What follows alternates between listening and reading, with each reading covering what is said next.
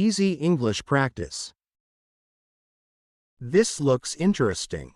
What flavor is this? That's our homemade raspberry jam. It's made with local berries. Sounds delicious. I'll take a jar. Great choice. Would you like anything else? Yes, I need some vegetables. Do you have any fresh ones?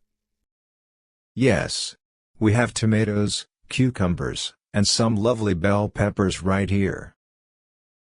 Some eggs? Excellent. Anything else? Maybe some bread? Do you have any fresh loaves? Yes, we have whole grain and sourdough. I'll take a sourdough loaf, please. This place is so charming. Thank you. We love it here. I'll definitely be back. Sure, enjoy your day.